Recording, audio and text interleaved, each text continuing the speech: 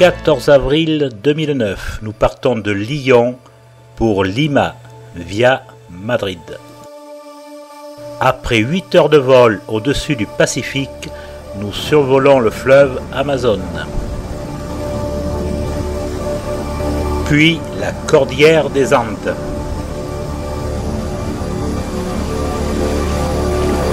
Et enfin, nous atterrissons à Lima. Le lendemain matin, le groupe à la sortie de l'hôtel.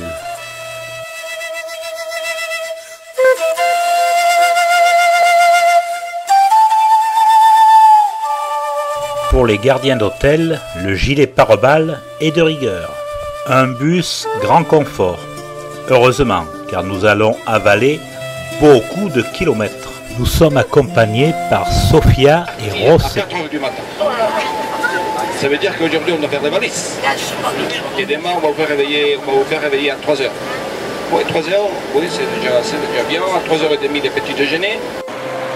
Oui, José, 3h du matin, moi je dirais c'est déjà beaucoup. Mais bon, profitons de notre journée à Lima en visitant le quartier des Miraflores. Du parc de l'Amour, nous avons une vue magnifique sur le Pacifique.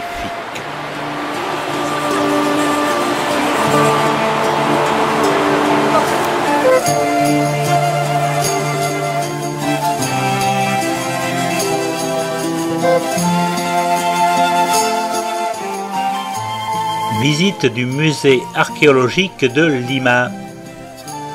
Il a trouvé justement dans un voyage, quand il voyageait, il a fait toujours sur un cheval, et les Péruviens, les Indiens qui les voyaient ont dit que c'était les Gringos fous. Il ne fut pas il fait le voyage seul comme ça, c'est dangereux. Et justement, il est...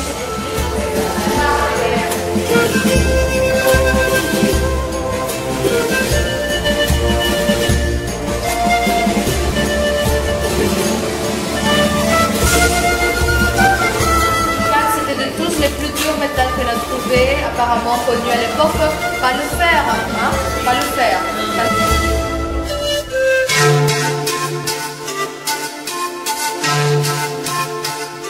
Pour contrer les Incas, nous avons amené Astérix. Si, vous allez voir.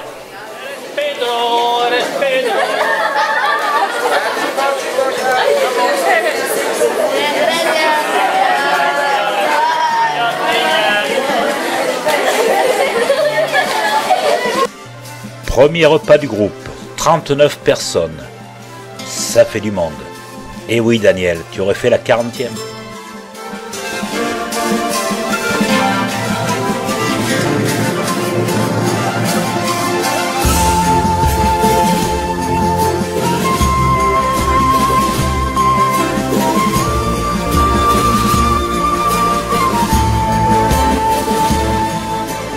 C'est pour ça que les riches avaient toujours leur maison c'était par là pour passer l'été au sud.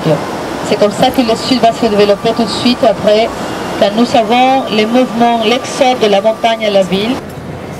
En ce moment-là, on voulait montrer qu'on avait bien passé la guerre de Chili. On avait perdu, mais on voulait montrer qu'on était bien.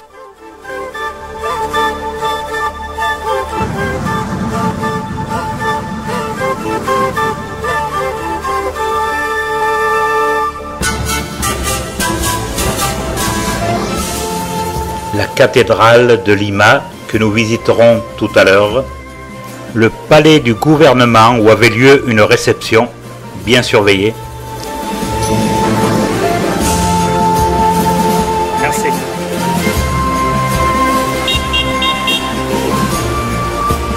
À gauche de la cathédrale, le palais de l'archevêché, doté de magnifiques balcons.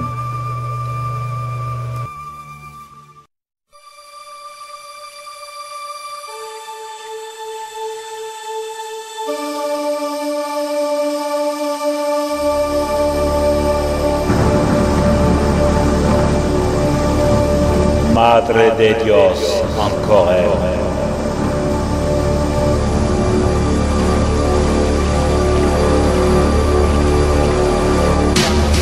une petite chapelle tapissée de mosaïques en cours de restauration.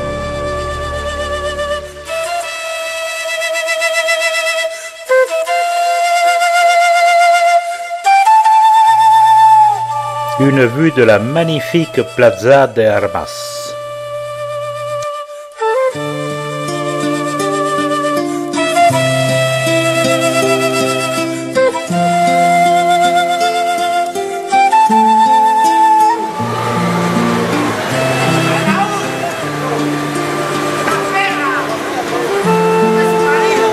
Un vautour qui surveille le monastère de San Francisco. Vous ne verrez pas grand-chose du monastère car il était interdit de filmer. Retour à l'hôtel dans les rues de Lima, très animé. Le lendemain, nous voilà partis sur la Panaméricaine pour un périple de 2100 km. Heureusement, dès les premières heures de route, nous sommes mis en confiance.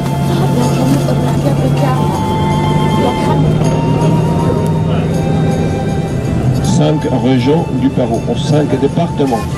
Okay? 5 départements du Pérou, on va visiter. Et on va visiter une autre chiffre importante, ça c'est la côte pacifique.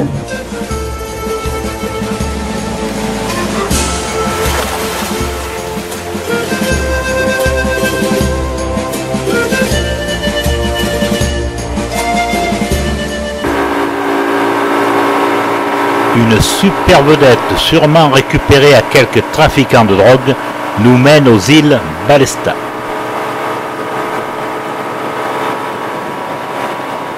Je vous le dis, ça décoiffe. Face à nous, le célèbre géophyte en forme de candélabre. Un dessin géant de plus de 150 mètres de haut sur 50 mètres de large. Tôt le matin, les îles Ballesta sont noires d'oiseaux. Dans la journée, blanche de guano.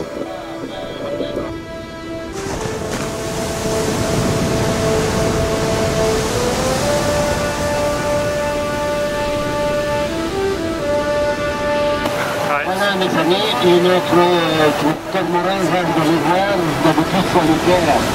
Vous voyez à lui, un couple de cormorans à pattes rouges, tout blanc et corancé. Ça s'appelle Chuta. Chuta cormoran. Magnifique, à droite.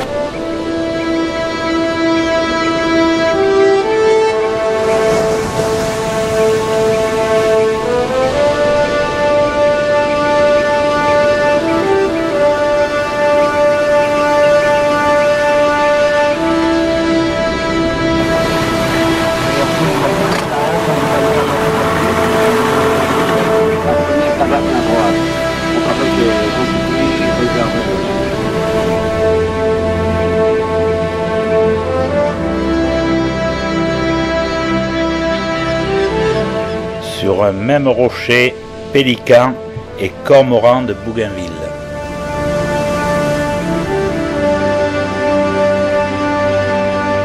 Sarcelles au bec rouge et otaries se côtoient.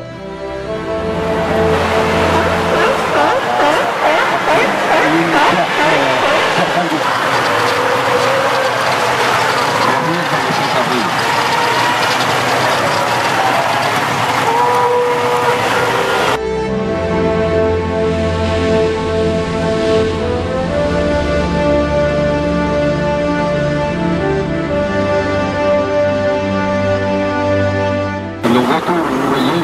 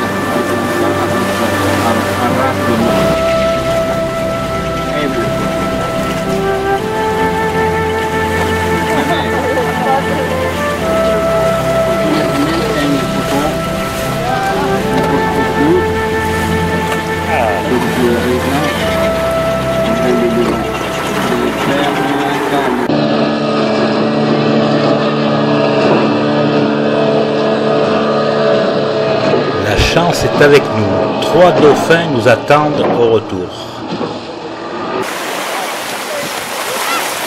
Et ne pleure pas, peut-être qu'on reviendra un jour. Allez, au revoir les goélands de Siméon. Et j'ai dit au revoir. Et ben voilà.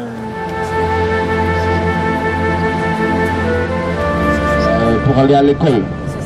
Oui, à cette heure, à l'école, il faut prendre, au lieu d'aller à pied, non, ça dépend où est-ce que vous habitez, on peut prendre le pouce-pouce, on le tuk-tuk.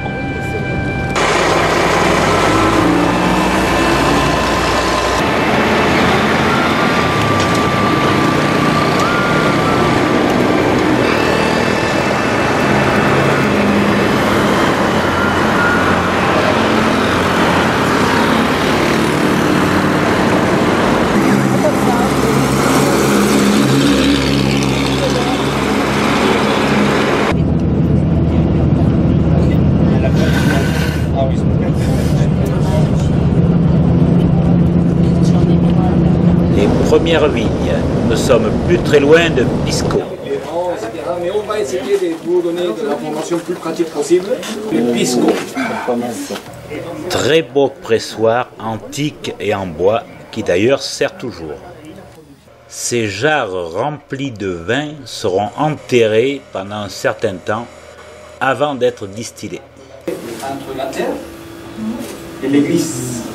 C'est pour ça que les dieux l'ont.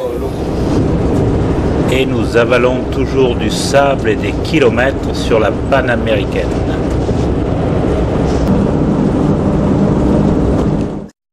On ne peut pas s'arrêter ici.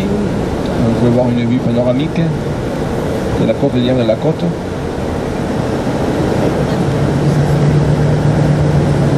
Canon. Eux n'ont pas la chance d'avoir un bus climatisé. Oui, ça s'appelle Rio Grande, c'est le grand fleuve, le fleuve Grand.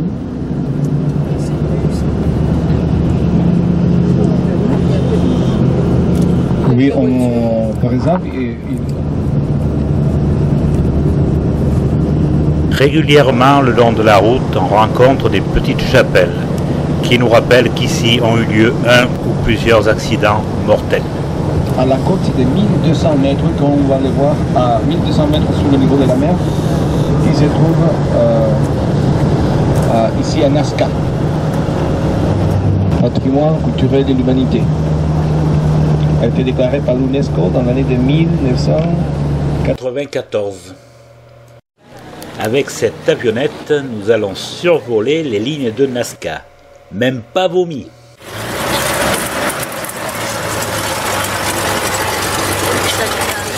Le bruit du moteur n'est pas très engageant.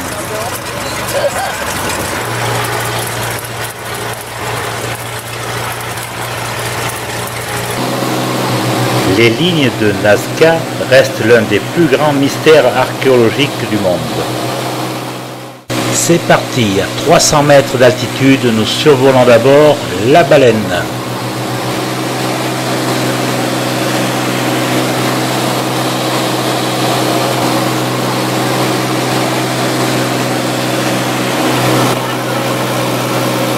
Vous la voyez en haut de l'écran?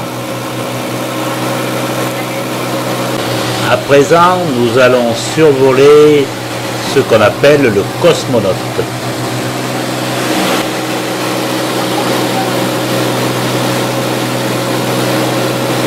Nous arrivons sur l'araignée.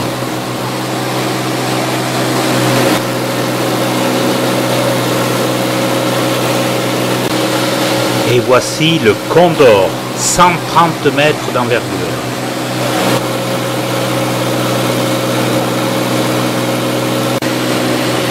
La Panaméricaine qui malheureusement a abîmé quelques dessins.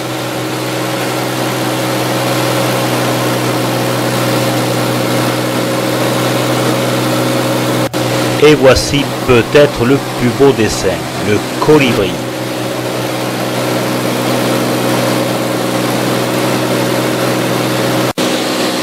Près de la Panaméricaine, un mirador. qui permet de voir 3 figures. Le lézard, l'arbre et les mains.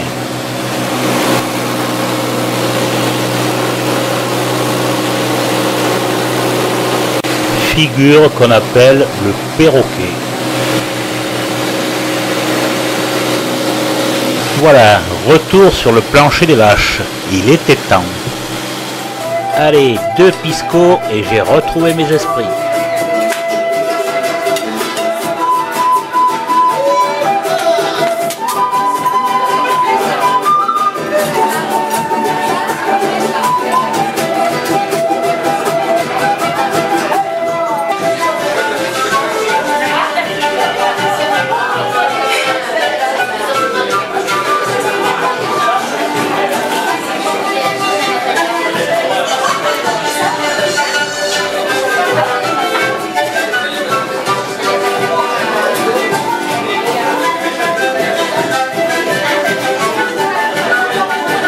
Bon repas, bonne ambiance et le cadre de l'hôtel magnifique.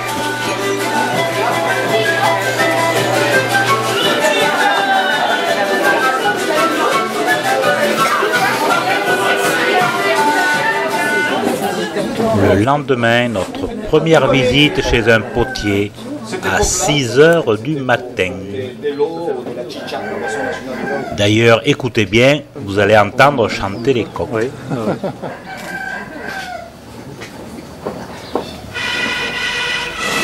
Se va en forma regular, va al sol en 5 minutos al sol.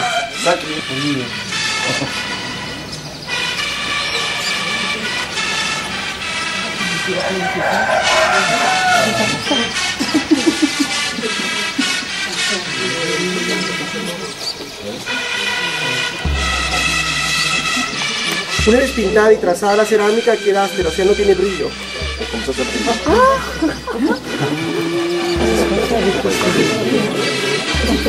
On le fait briller comme ça, avec de la graisse humaine.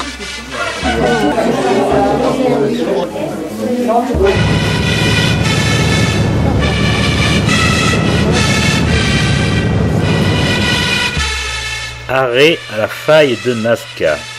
La plaque tectonique du Pacifique et celle des Andes se heurtent.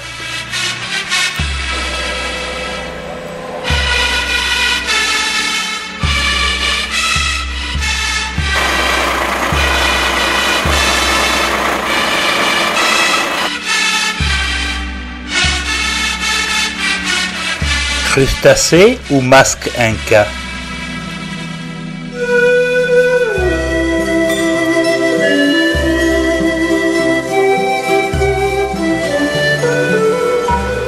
Tiens, un touriste qui nous filme. Hé, pourquoi vous partez? Il y a un pro qui nous filme. Oh, restez! C'est pas un pro. Je te dis que c'est pas un pro. Oh, ben si c'est pas un pro, alors moi je m'en vais aussi. Allez, ciao! Un vautour sur le lampadaire. Il attend peut-être qu'un touriste ensable sa voiture. Une plantation d'oliviers, perdue au milieu des sables.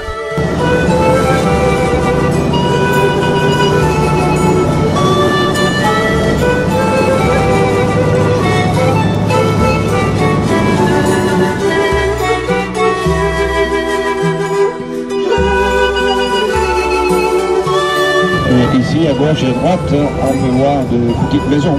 Ce sont des petites maisons. L'endroit, pourquoi? Parce qu'il y a des autres communautés ou des autres associations organisées qui peuvent venir et qui peuvent prendre le terrain. Parce qu'ils sont des propriétaires légaux. Et oui, car dans la région, il y a des mines d'or et autres métaux précieux. On se croirait au Far West.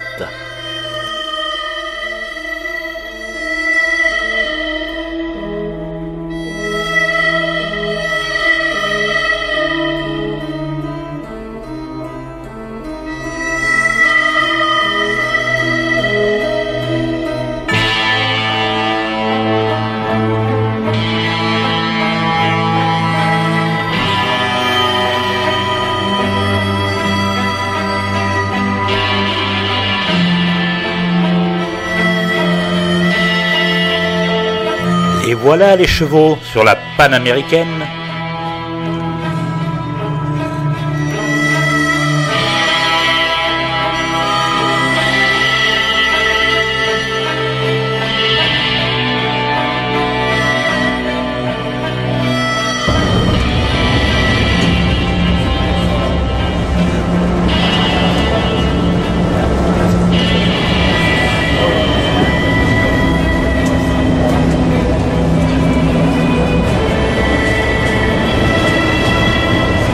Je vous l'accorde, les chevaux et les diligences ont bien changé.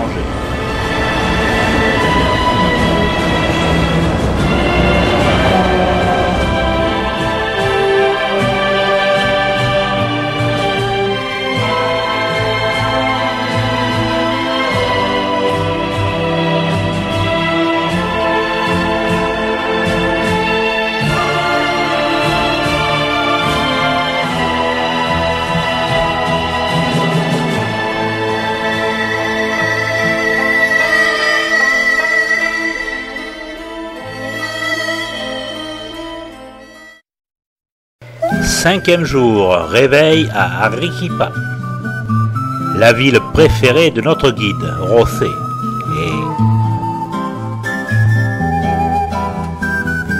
Et l'église Yanahuara.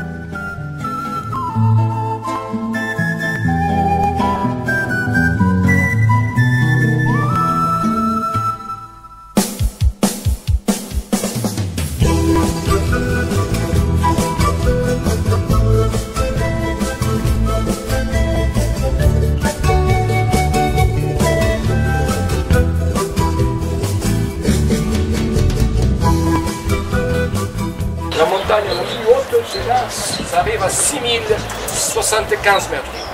En conclusion, chef occidental, Chachani, Misti et Pichu Picchu. Il a dit Pichu Picchu, ne pas confondre avec le Machu Picchu. Des cochons d'Inde, les Péruviens en sont friands, et bien nous aussi.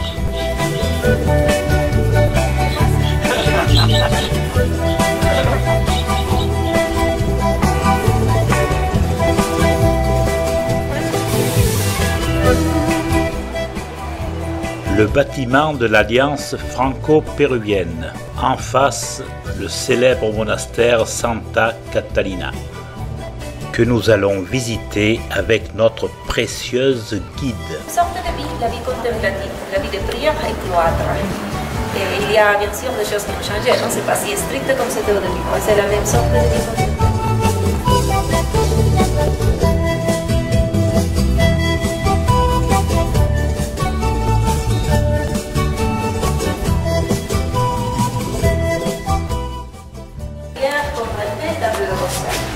À l'époque, les femmes étaient ça détail. Il y a pas de c'était vraiment beaucoup. On va passer, s'il vous plaît, pour visiter la chambre de la novice.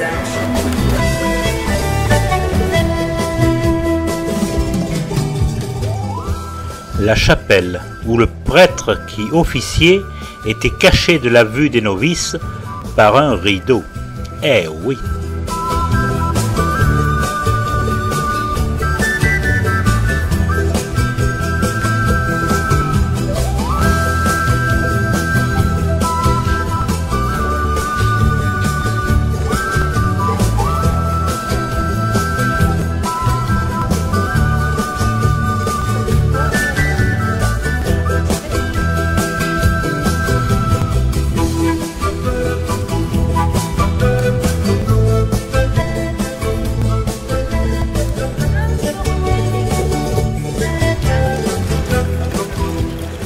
Le lavoir, où pour remplir son bac, on déviait l'eau avec la main.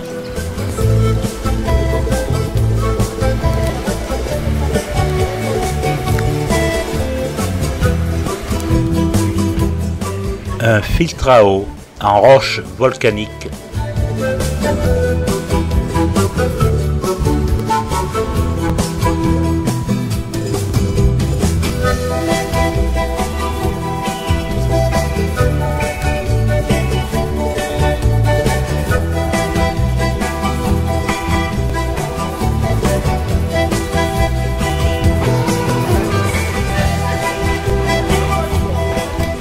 Et toujours nos marchandes de souvenirs.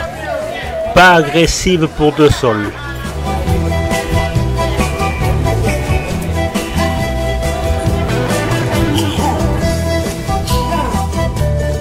Un écrivain public, la cathédrale, l'Iglesia San Francisco,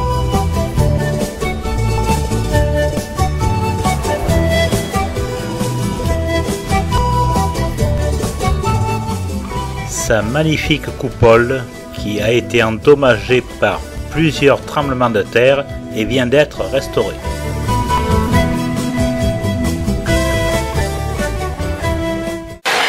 Agréable déjeuner dans une picanteria.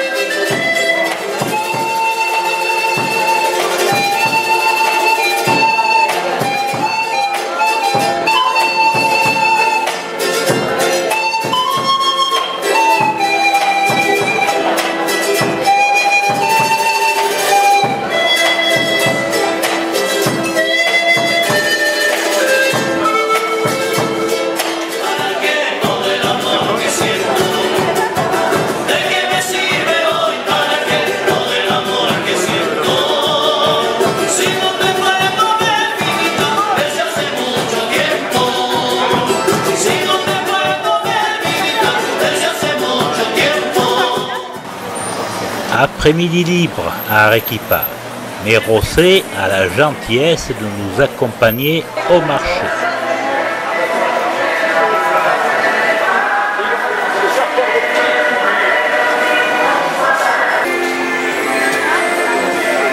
Voilà, c'est tous les riz différents.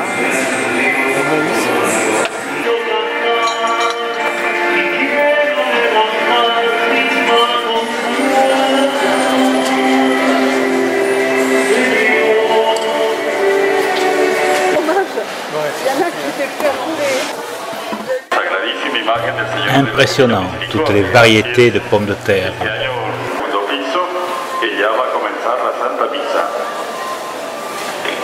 Les discours et chants religieux que vous entendez sont retransmis directement dans le hall du marché. Tout le monde peut profiter de la bonne parole. Mais où est donc passée la civilisation inca ?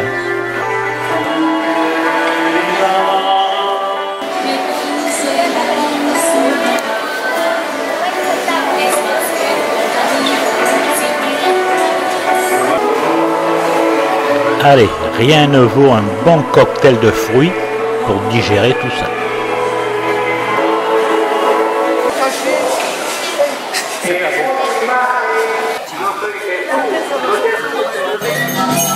Le soir, dîner spectacle, bien arrosé.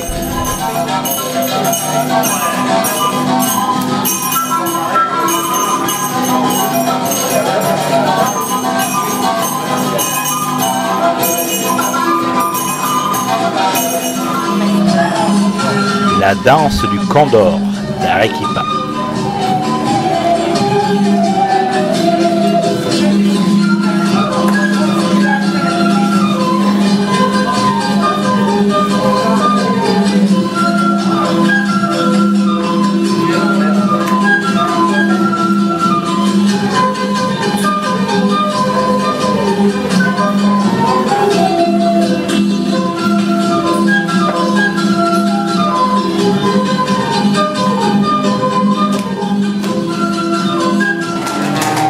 Percussion improvisée par Damien, guide franco-péruvien qui accompagnait un autre groupe de Français.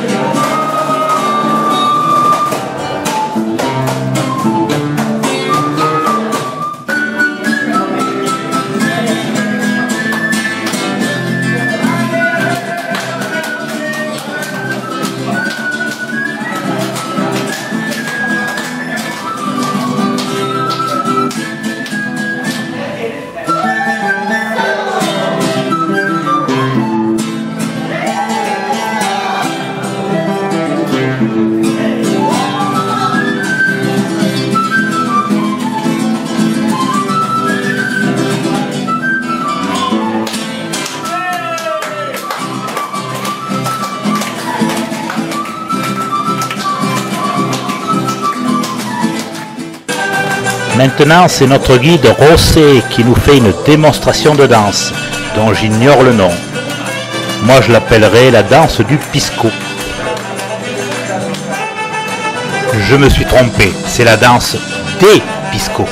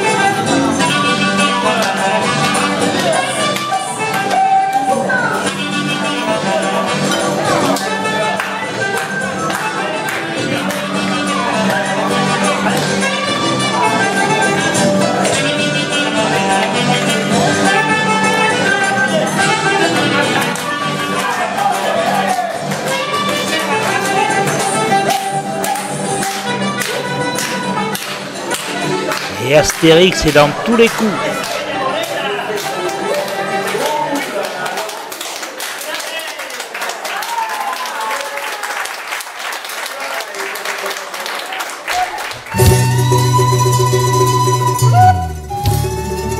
Allez, c'est parti pour 584 km jusqu'à Puno, à travers les magnifiques paysages de l'Altiplano.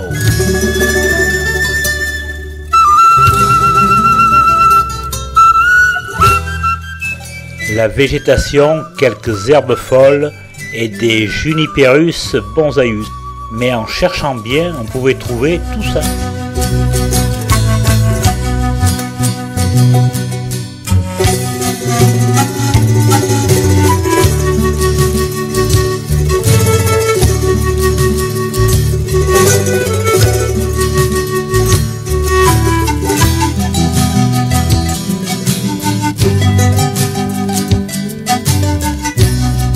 Une bonne infusion de coca, ça fait du bien.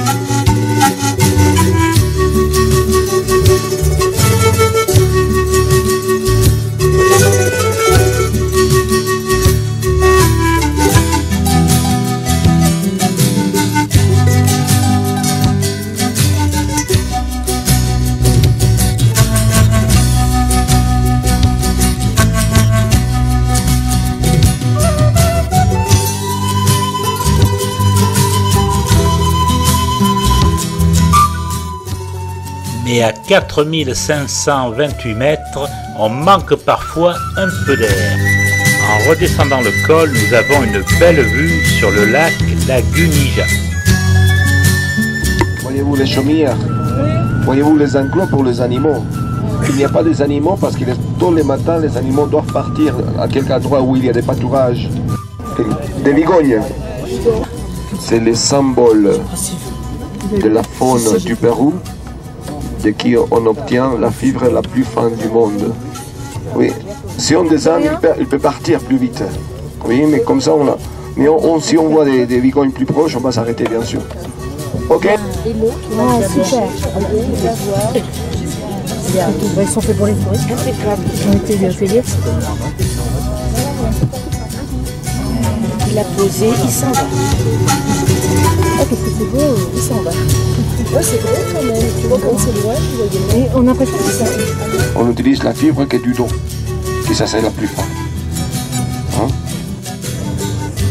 Tout au fond, on voit des animaux de différentes couleurs. Ce sont des lamas et des alpagas.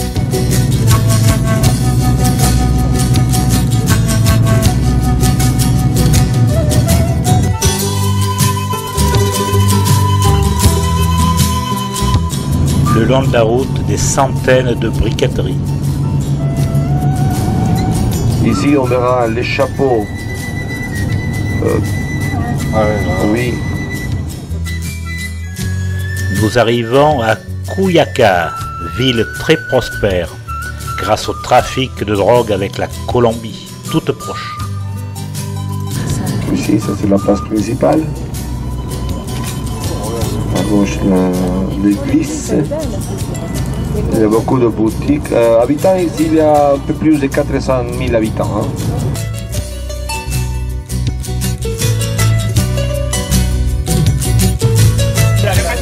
Un marchand de glace.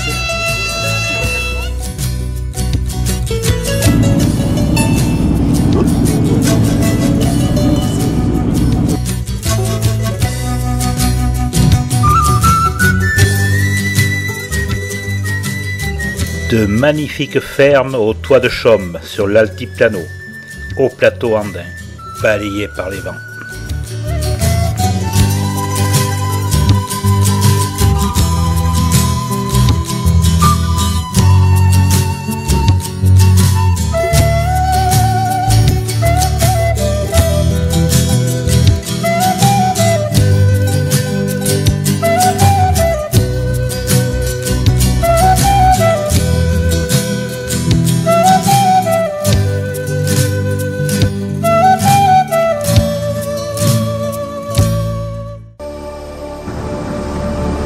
Et voici les anciennes tours funéraires battues par les vents à Silustani.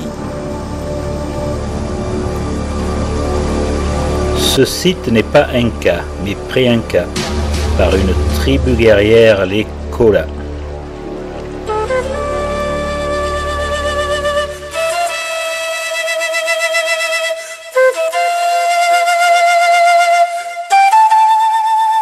Notre guide, Maïté. L'araignée est Inca. Ces structures cylindriques contenaient les dépouilles de familles entières.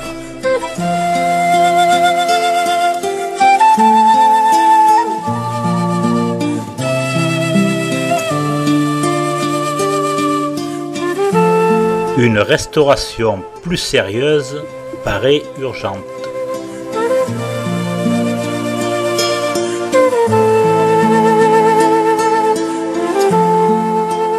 Les eaux cristallines du lac Humayo. Nous sommes à 3890 mètres.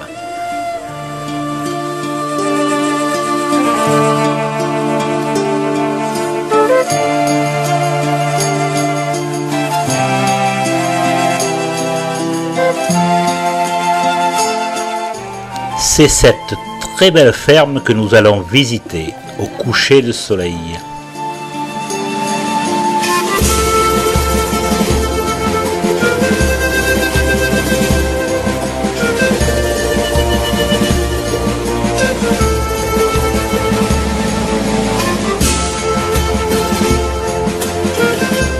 Lama en tenue de camouflage.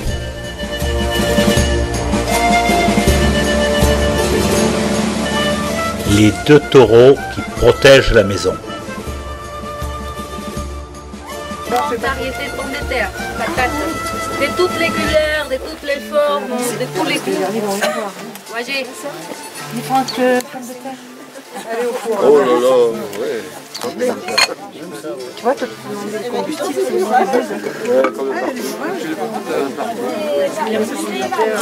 ah là là, ouais, c'est des pommes de terre. Pommes de terre rouges et tomes fraîches de Lama. Un régal. La feuille de coca, nettement moins bon.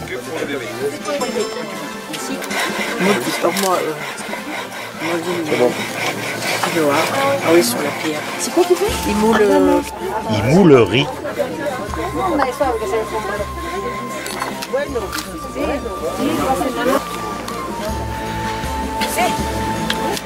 Elle sait tout faire, mais vous allez voir, elle a d'autres cordes à sa fronde.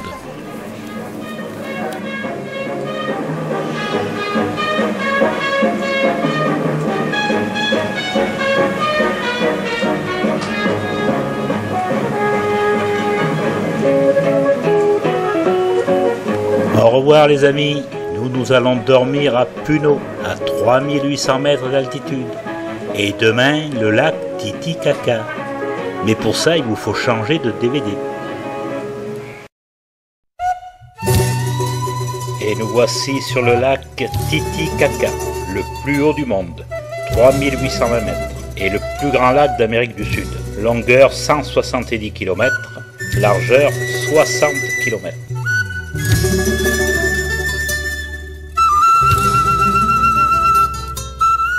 Nous longeons les fameuses îles flottantes, confectionnées avec des roseaux appelés totora. Ces îles sont habitées par le peuple Huros et les Indiens Aymara. Pour les îles flottantes, il y a deux écoles, une quai, mais le problème c'est qu'il y a des écoles primaires, pas des écoles secondaires. Ça veut dire que pour continuer les visites, pour les études, pardon, ils doivent migrer quelque part pour faire ces études. Oui, ça c'est le problème, c'est pour ça que les doulos même est en train de disparaître.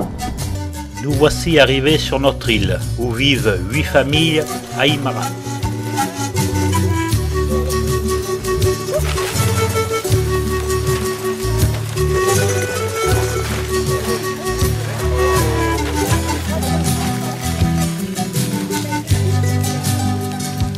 Nous sommes trop nombreux. Les hommes amènent un banc de plus.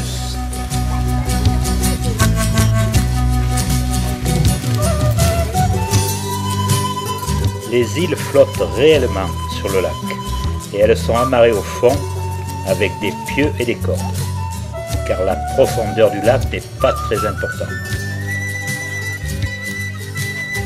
Tout ici n'est que roseau, le sol, la maison, le bateau, voire même la nourriture.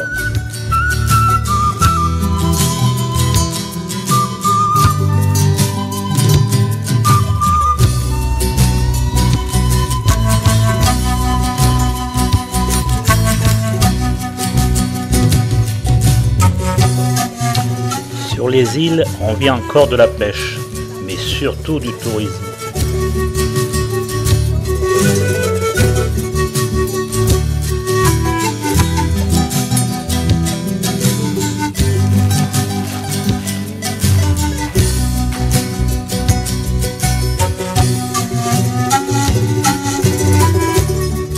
Deux ibis qui se laissent filmer.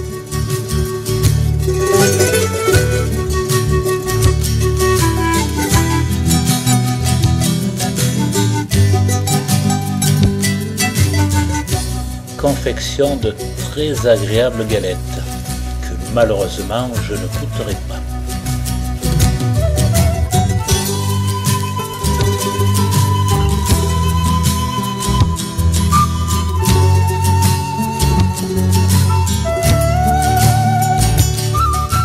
Il fait bon être guide.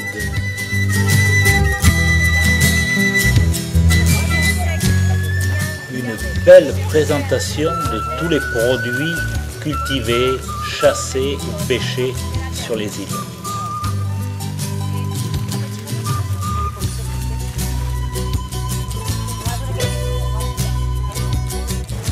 Meule à grains, on ne peut pas faire plus simple.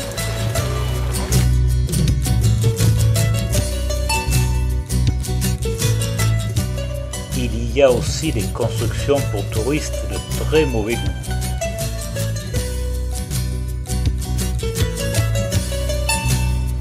Les huttes sont surélevées de 50 cm par rapport au sol de l'île, pour les jours de tempête sûrement. L'intérieur d'une hutte, agréable à regarder, peut-être moins beau y dormir. Le coin cuisine, bien sûr, à l'extérieur.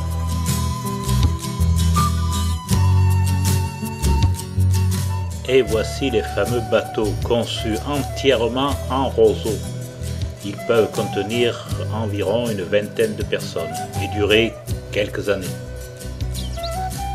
Une partie du groupe va faire le tour de l'île.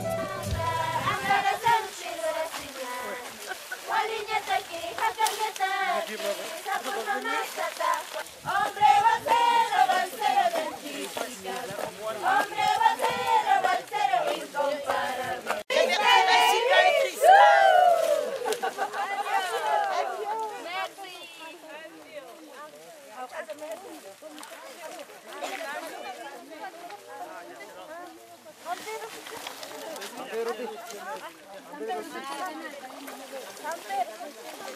Alors là, attention, nous allons avoir la cerise sur le gâteau.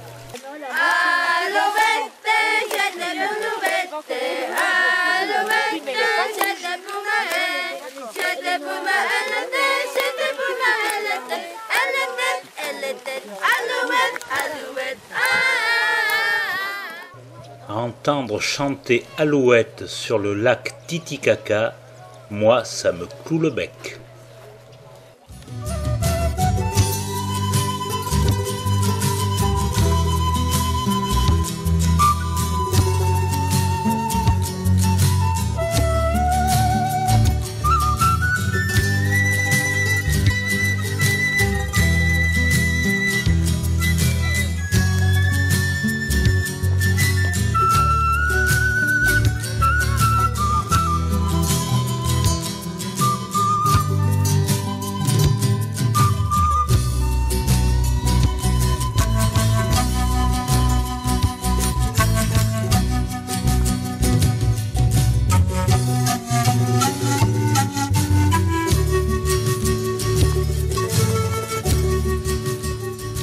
Les enfants se délectent avec le cœur des roseaux Totora.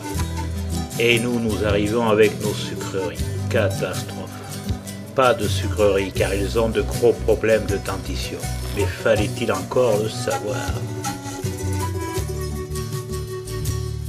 Au fait, savez-vous pourquoi il y a plusieurs siècles les Huros sont venus habiter sur ces îles? Tout simplement pour fuir les agressions des Colons et des Incas. Trop courte la visite du lac Titicaca et de Puno, n'est-ce pas José? J'aime beaucoup Puno parce que ma mère est née ici. Oui, ma mère est née à Cabanillas. Départ pour Cusco. Avant, nous serons passés du versant Pacifique au versant Atlantique. Traversée de Juliaca et son impressionnant marché. Sur des kilomètres et des kilomètres. Il y a beaucoup de boutiques, beaucoup de magasins, il y a beaucoup de produits. La grande majorité des produits qu'on voit ici sont venus de la Bolivie. Mais il passe, bien sûr, il n'y a pas, on dit qu'il y a des contrôles à la frontière, mais on voit qu'il y a. Aujourd'hui, c'est la journée centrale du marché. C'est pour ça qu'à droite, voyez-vous, il y a des mondes. Le petit marché, en partie du grand marché. On aurait tous bien aimé flâner quelques heures sur ce marché, mais voilà, voyage organisé oblige. On achète de tout, on trouve de tout.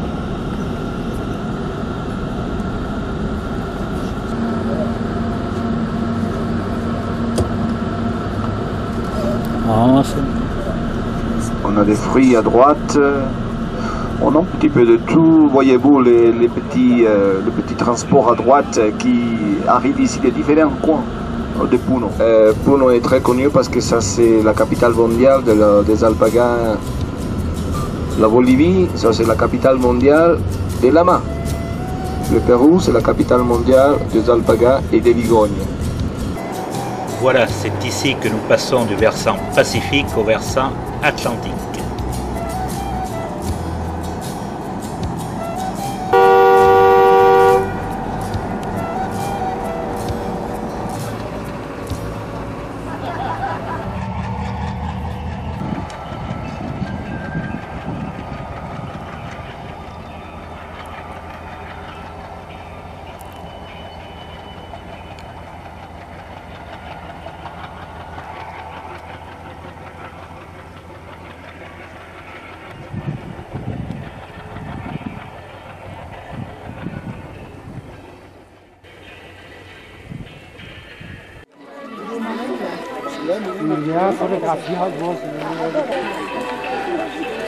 Voyez-vous la queue? Quand on voit des lamas, on voit la queue très bien. Quand on voit des alpagas, pas.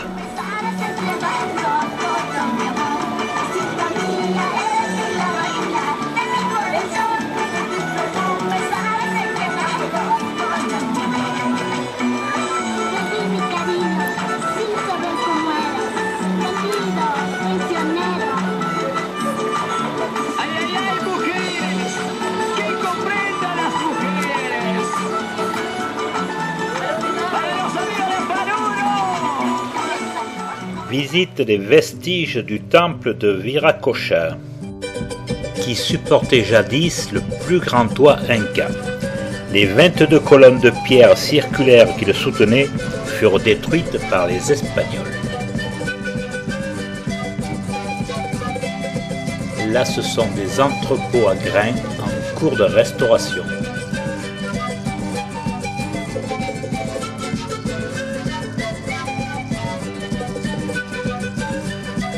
La parade amoureuse de l'Ouette des Andes.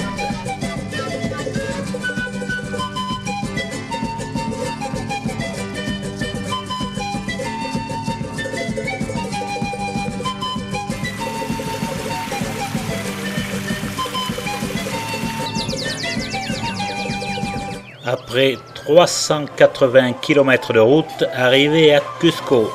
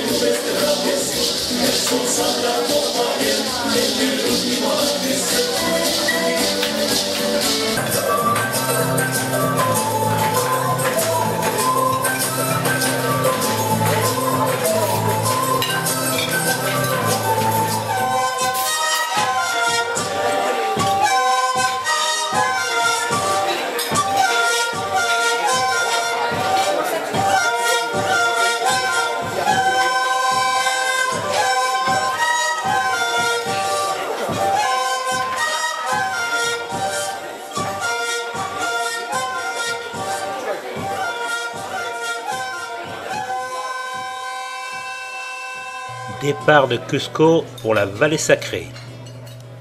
En cours de route, visite d'un élevage de camélidés.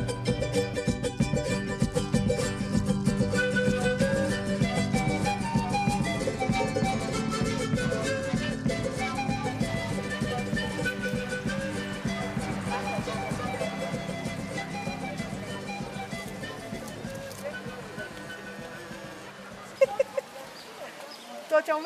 C'est une tête fine. Hein? Tu penseras pas, ma mère.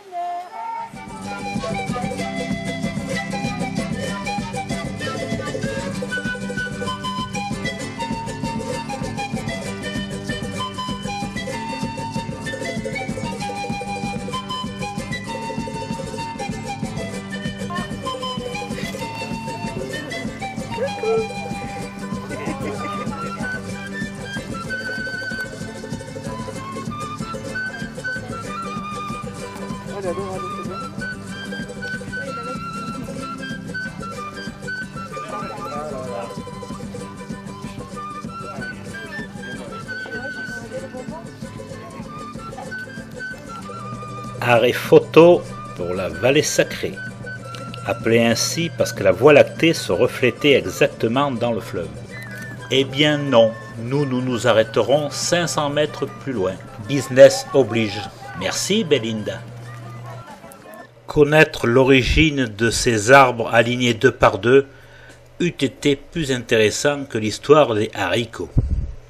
L'arbre, c'est une espèce de sans léguminosé, c'est la seule dans la planète qu'on somme une fois et pendant des siècles, il nous donne les haricots manger les fèves. Arrivé à Pissac et visite du marché artisanal du mardi. Un bien petit marché, si on enlève toutes les boutiques à touristes, qui sont là tous les jours en haute saison.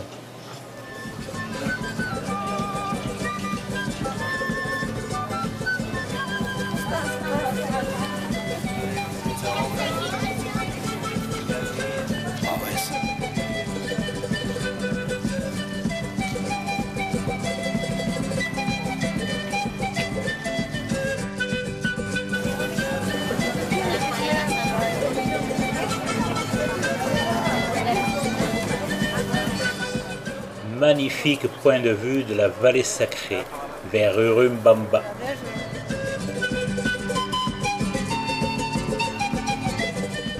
Puis c'est la descente vertigineuse par un chemin de terre qui nous conduit aux salines de Maras.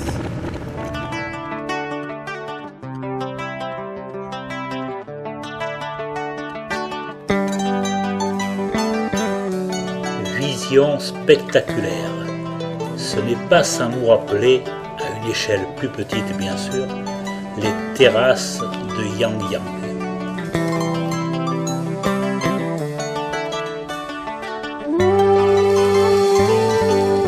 Dans ce Guérande péruvien, on dénombre 4000 bassins.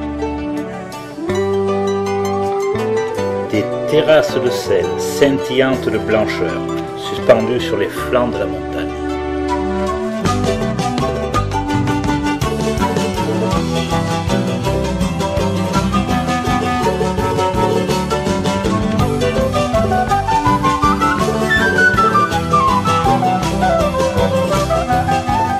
Petit cours d'eau dissout de grosses masses de sel concentrées dans la montagne.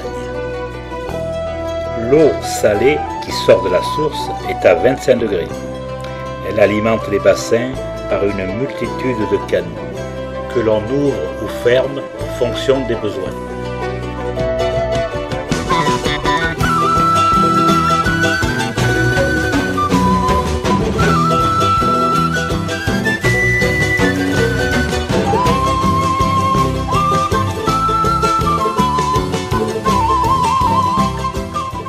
Certaines de ces salines sont pré-incas et ont continué à être entretenues par les Incas et aujourd'hui par leurs descendants, les Péruviens.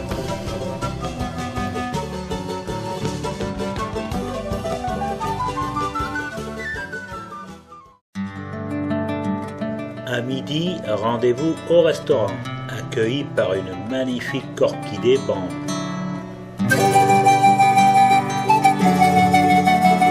Et tout ça dans un cadre moyenâgeux. Un pré-inca ou un inca vu de près. Ah ben là c'est un pré-inca. Et Annie qui ramasse des fleurs. Non, ça.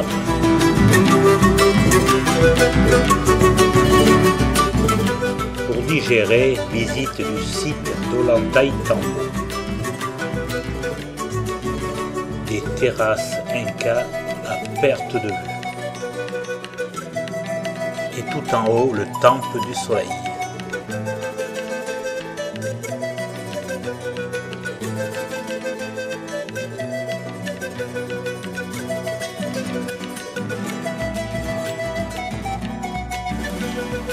De magnifiques fontaines ou bains cérémoniels. Regardez les amis, magique, un coupolo. Encore, vous voyez Philippe là au fond de la classe.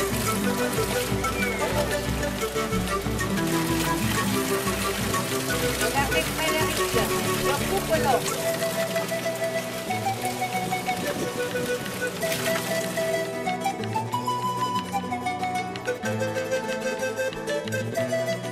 Impressionnant visage inca, sculpté dans la montagne.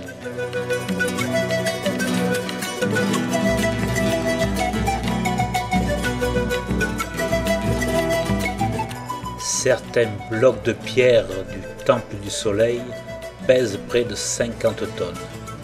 La carrière était située à 6 km du lieu.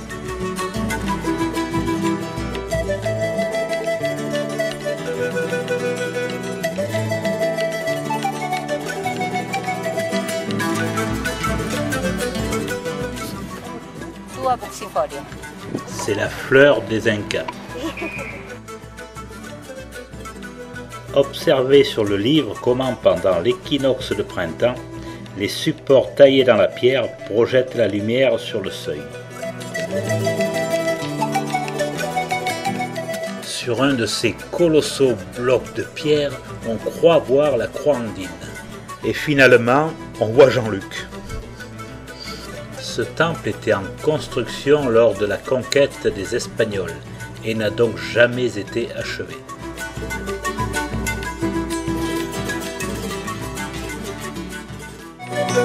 Pierre astrologique, fauteuil pour les prêtres incas, à aller savoir.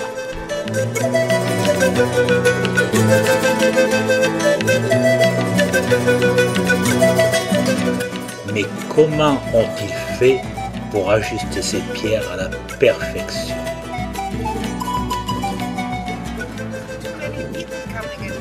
C'est pas grave, vous êtes blonde. À l'inverse, regardez ce monsieur qui à droite, qui est blond aussi. Comme il est confus, il ne sait pas s'il doit passer à droite ou à gauche pour ne pas me gêner.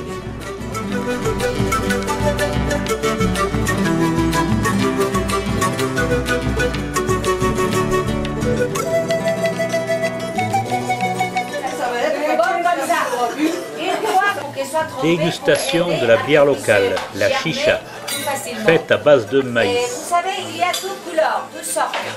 Là, c'est la... Alors les deux couleurs, c'est pour aider à gerber plus facilement. C'est vraiment agréable. Allez, on va dire que nous ne sommes pas habitués à ces subtils arômes.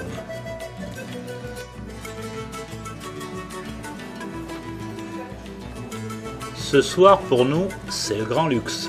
Une suite. Mais pourquoi? José n'allait pas laisser passer ça. J'ai 63 ans aujourd'hui.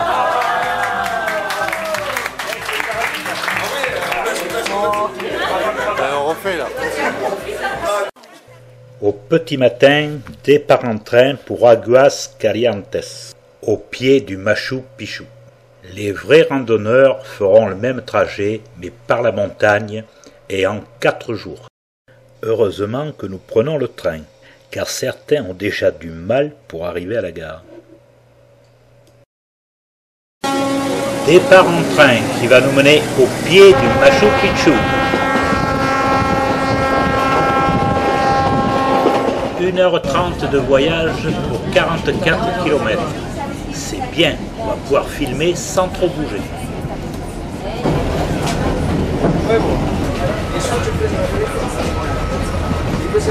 Regardez bien la végétation. 20 km plus loin, tout va changer.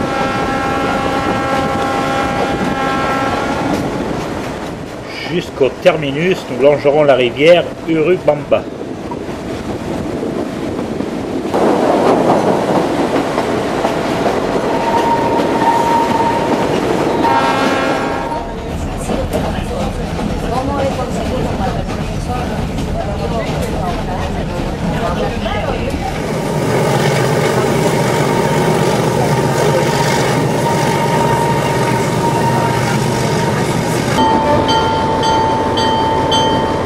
Là au moins on ne risque pas de glisser du quai de la gare.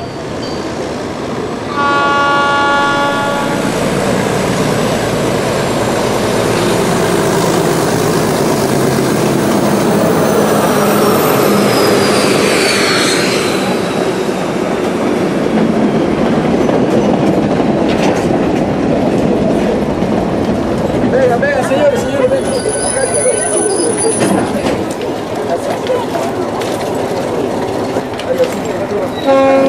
A ver, suban, señores, suban.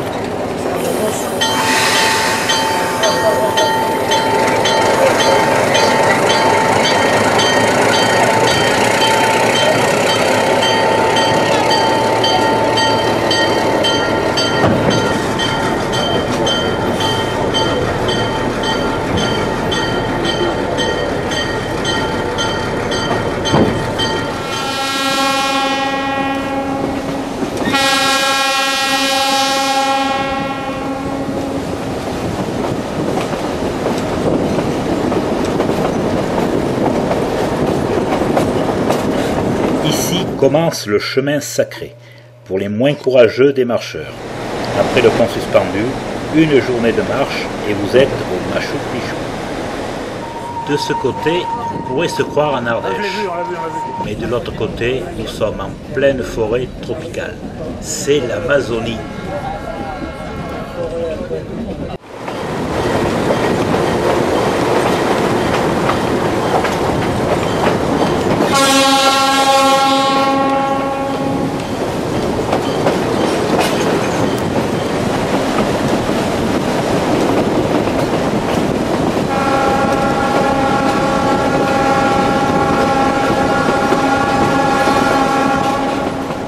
arrivée à Aguas Calientes. En minibus, nous allons grimper les 7 km qui nous séparent du Machu Picchu. Pour la petite histoire, nous avons eu un contrôle de passeport à la gare de départ et un contrôle de passeport arrivé sur le site.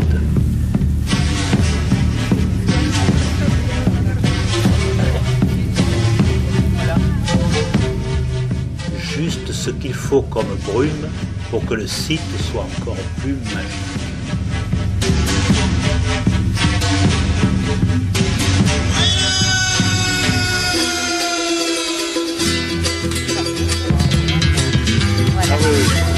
Voilà, regardez comment déjà il se dégage.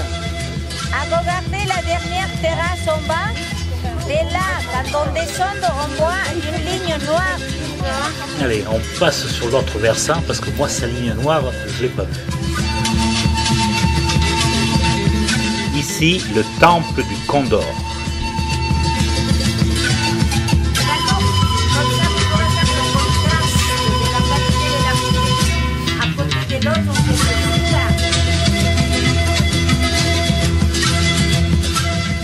La salle des mortiers. Ces deux roches circulaires servaient à la préparation de médicaments, ou peut-être avait-il un caractère cérémonial. Pour Belinda, ces deux cavités remplies d'eau servaient la nuit à lire le ciel. Alors en face, le Machu Picchu, qui veut dire vieille montagne, se trouve le Huayna Picchu, qui veut dire jeune montagne. On suppose que toutes ces roches taillées que l'on trouve sur différents endroits du site servaient aux astronomes incas pour prédire les solstices.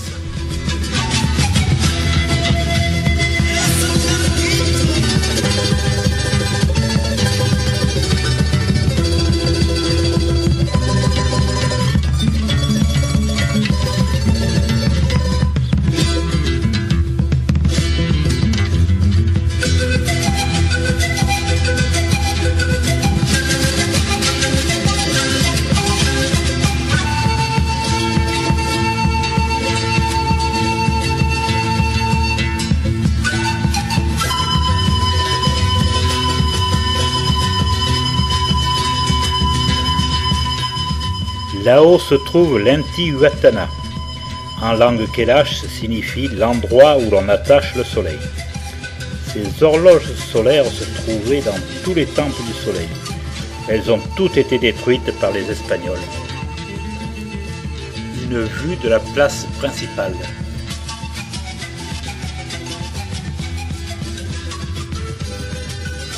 Toujours des roches sculptées en direction du soleil.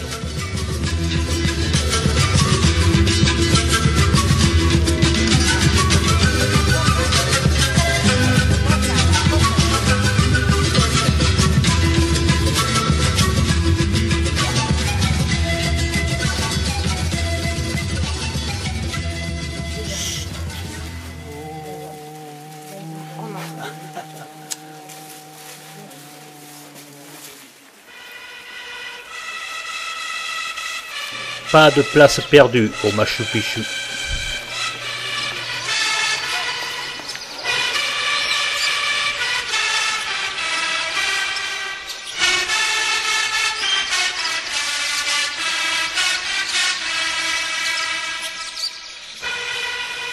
De magnifiques terrasses s'étendent à perte de vue. Nous, on avait les mêmes en Ardèche, mais on n'a pas su les garder.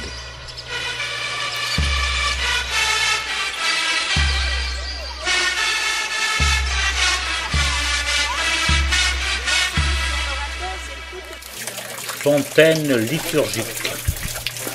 L'eau s'écoule par des canaux taillés directement dans la roche.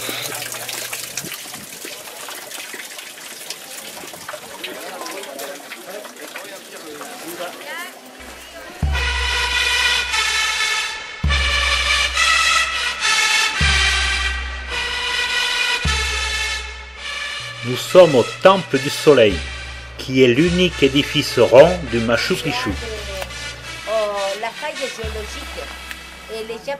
Cet hôtel triangulaire serait l'entrée du tombeau royal. Un touriste américain a fait s'écrouler une partie de la dalle supérieure, ce qui aurait permis la découverte d'une momie. C'est pour ça que le temple est en cours de restauration. Nous montons une dernière fois au sommet du Machu Picchu, en espérant une éclaircie pour faire une belle photo d'ensemble. Eh bien non, ça ne sera pas pour aujourd'hui. Et celui-là là-haut, il faut combien pour y aller là-haut? C'est aller-retour, ça c'est 1 heure et demie, 2 heures en total. 2 heures, oui.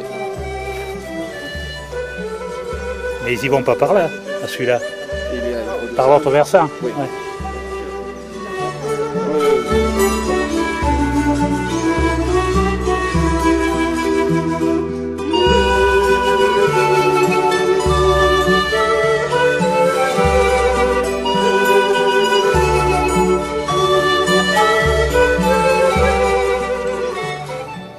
Dernier regard sur le Machu Picchu et les majestueuses montagnes qui l'entourent, avant de redescendre dans la vallée.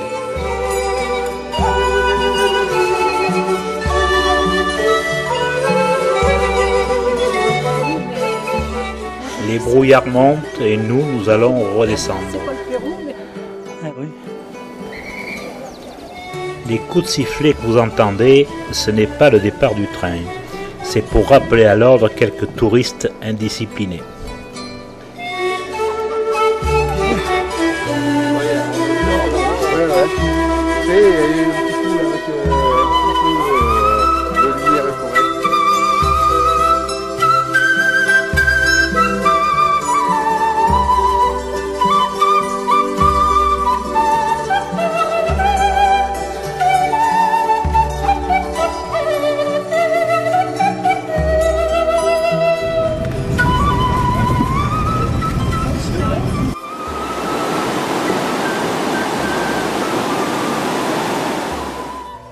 « 14h et nous prenons le train pour le retour.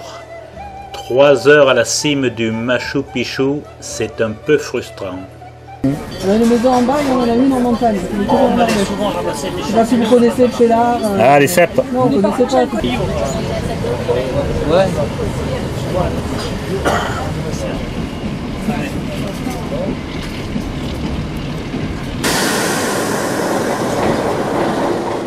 Changement d'aiguillage. Nous allons nous garer cette fois-ci pour laisser passer le Vistadome, un train panoramique.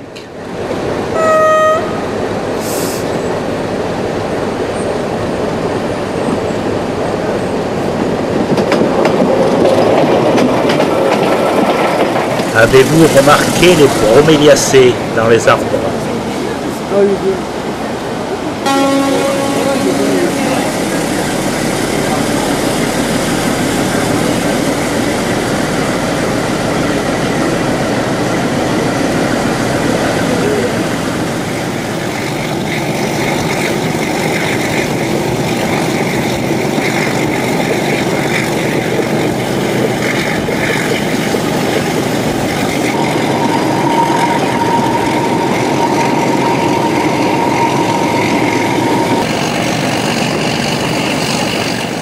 Des randonneurs sur le retour.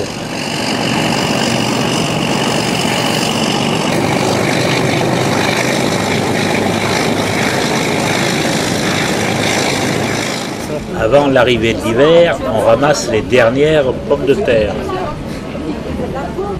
Terminus, nous quittons le train pour reprendre le bus, direction Cusco, que nous visiterons demain. Commençons la visite de Cusco par son temple du soleil, qui a servi de base à la construction de l'église de Santo Domingo. Le mur d'enceinte qui subsiste était à l'origine couvert de 40 000 kilos d'or.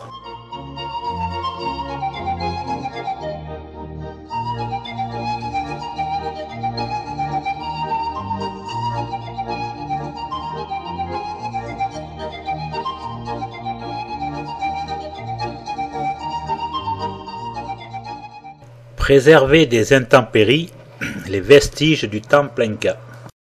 Apprécier le travail admirable de la pierre, quand on pense que cette civilisation ne connaissait ni l'écriture, ni la roue, ni le fer.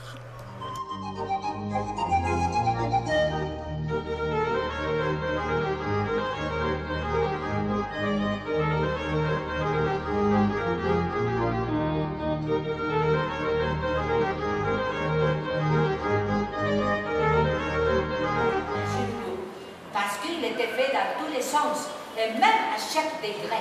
Ça veut dire en 360 degrés.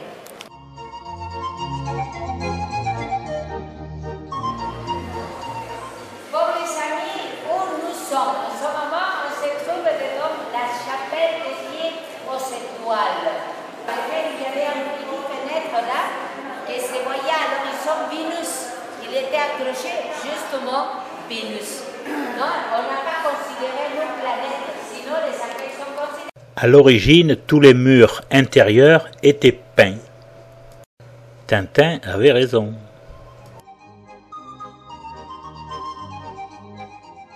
Départ pour les hauteurs de Cusco. Nous nous rendons à la forteresse de Sacsayhuaman.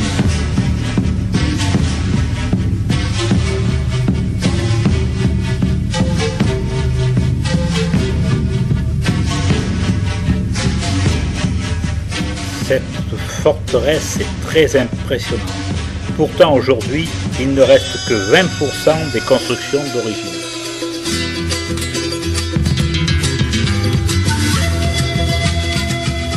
Elle a été entièrement démantelée par les Espagnols pour construire Cusco. Il ne reste que les gros blocs intransportables. Pour les Espagnols.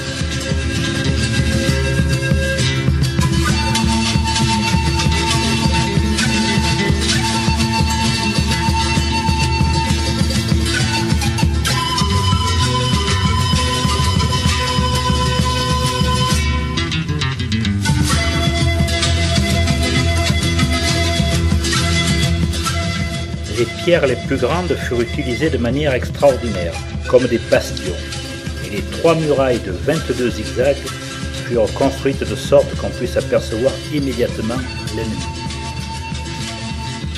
La plus grosse pierre, 8,50 mètres de hauteur, son poids 365 tonnes.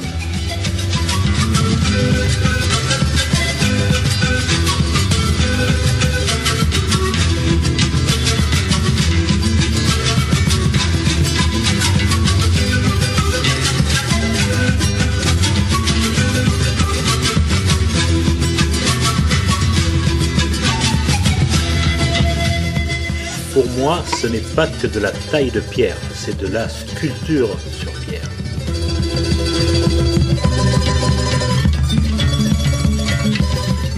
Le sanctuaire de Cuenco, qui n'est pas sans rappeler celui du Machu Picchu.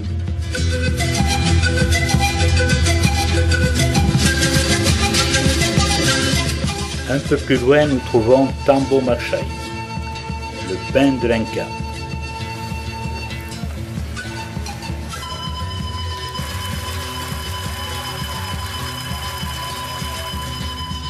Comment vous l'appelez, lui? Ah, Cahueña, Polile Pisincana. Ah, d'accord. Un paysan péruvien qui travaille le sol avec un étrange outil.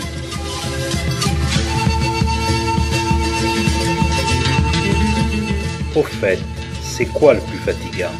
Baisser les bras pour travailler la terre et nourrir le peuple, ou tenir les bras levés pour se faire nourrir par le peuple? Du Christ roi, on a une vue magnifique sur Cusco.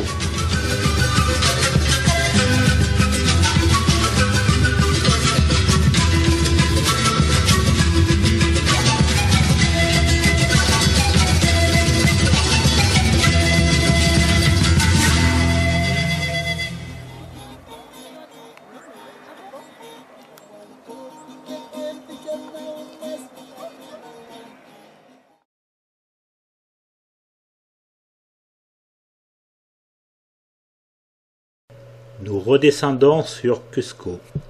Jean-Claude en profite pour se faire cirer les pompes avant d'affronter la manifestation.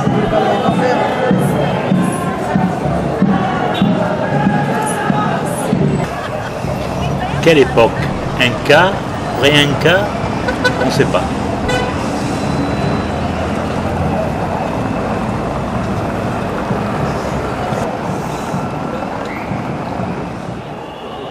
À midi, nous irons déjeuner là-haut.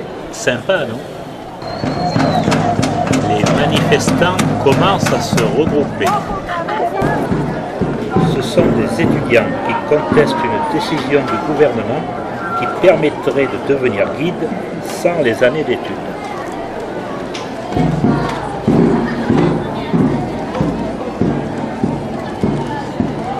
Alan Garcia, tu as perdu la raison.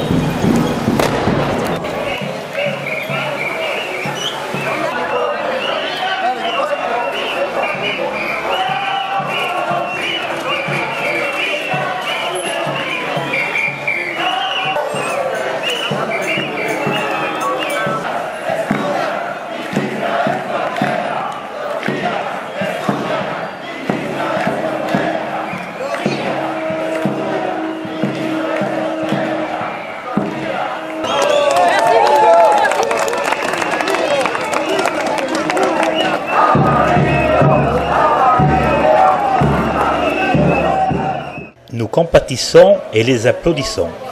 Ils parlent de bloquer le Machu Picchu demain.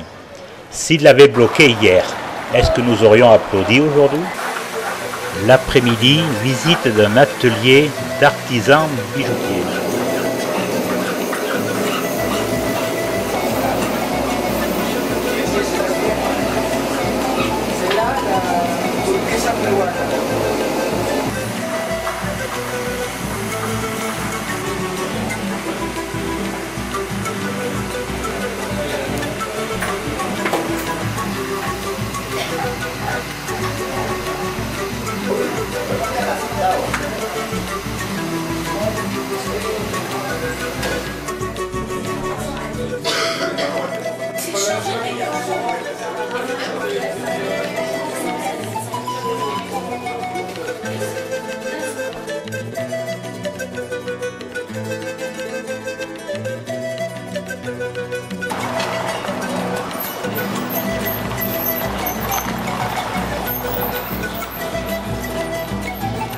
Dans les rues de Cusco, tous les soubassements des maisons sont encore de l'époque Inca.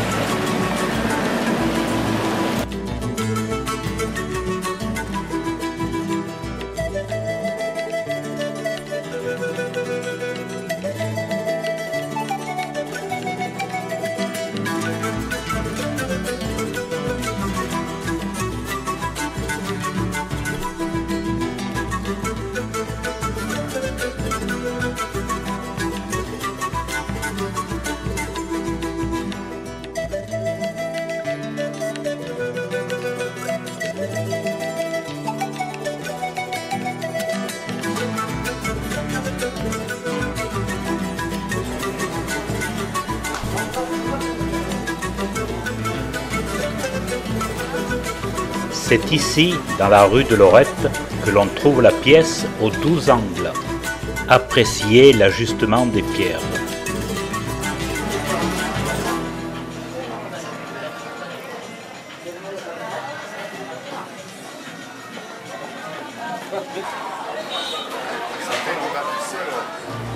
Par temps de pluie, il vaut mieux laisser la priorité aux voitures qui descendent.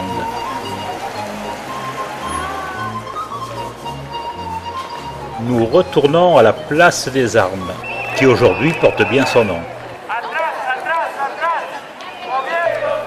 Nos manifestants sont toujours là et font une pause avant de refaire un petit tour de place.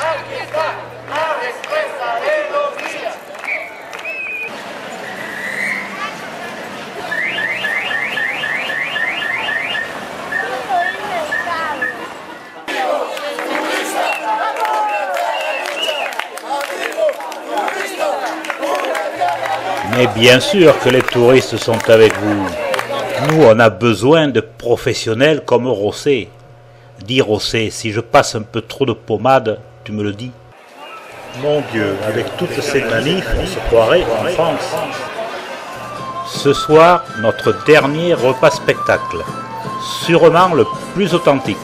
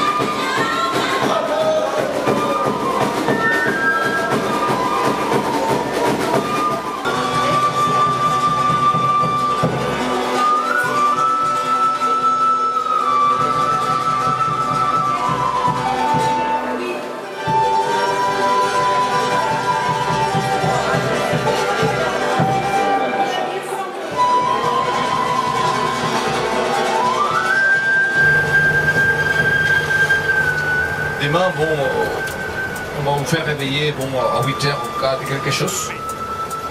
Mais s'il vous plaît, à partir de 8h, les valises devant la porte. À 9h, on va commencer à charger déjà.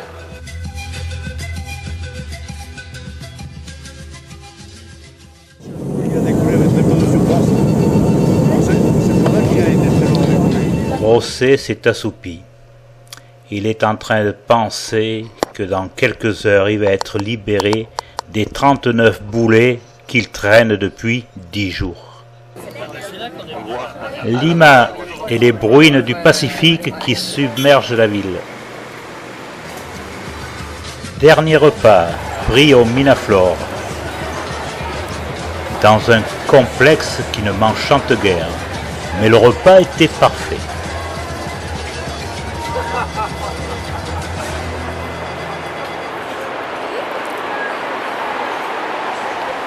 La côte du Pacifique, remodelée ou défigurée, c'est suivant.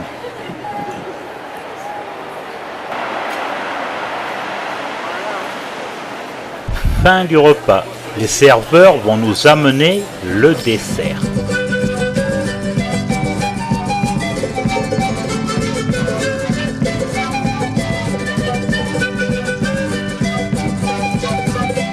Macho, moi? Non, j'apprécie tout simplement les belles choses, comme la façade de l'hôtel Marriott, par exemple.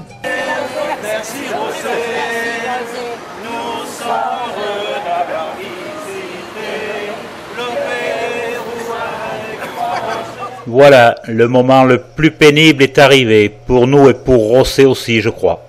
La fin du voyage, la séparation.